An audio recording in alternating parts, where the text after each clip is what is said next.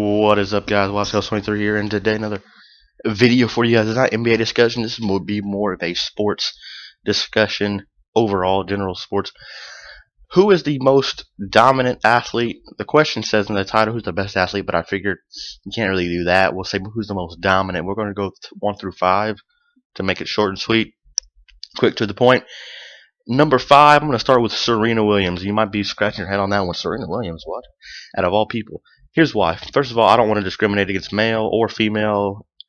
And if you think about it, if she were a male in men's tennis, dominating the way she's dominating, then we would say the exact same thing. We'd actually probably have her. Most people would have her at number 1 or number 2 because of how dominant she is. In the last calendar year, she's won 3 majors and an Olympic gold medal. If she wasn't in the middle of a cat fight with Maria Sharapova off the court, she would have won 4 majors. But that's a different story.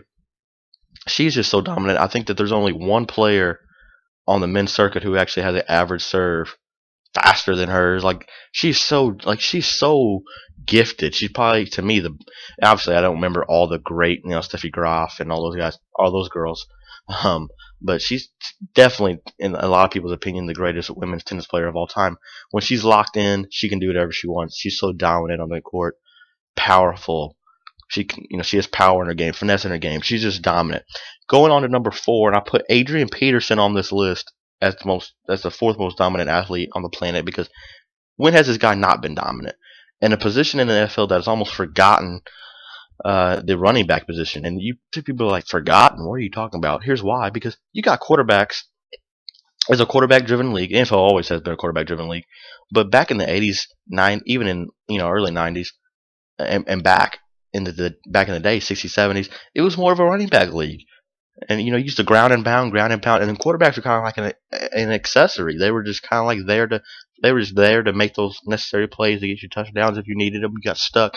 But Adrian Peterson, in one of the more lesser generations of dominant running backs, he found a way to get 2,000, not just to get 2,000 yards, but to be 9 yards shy of the record in a passing league on a team where he had no good wide receivers around him for his quarterback to throw to. So every defense knew he was getting the ball just about every time.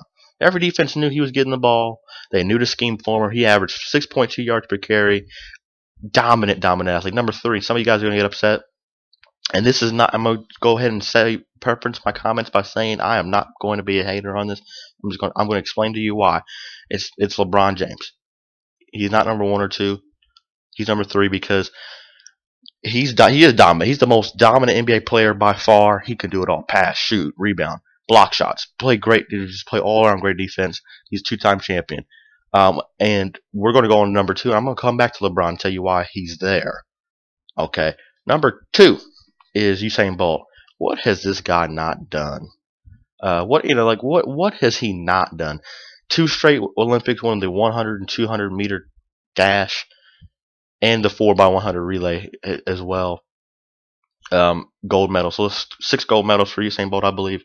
And I tell you something right now, if he does that in 2016 Olympics, I will say he's probably the most dominant athlete ever. 12 years of being the fastest man on the planet is unheard of. So, but he, to me, is great. In 2008, when he won the 100-meter dash on one shoestring, yeah, on one shoe tied, and for the last 10 meters he was taunting his opponent. That was great.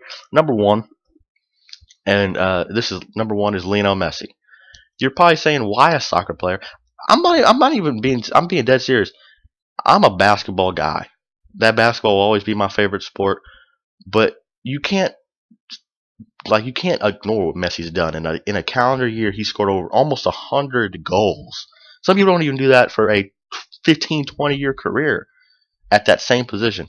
He scored almost 100 goals in a calendar year, and he still had a multitude of assists.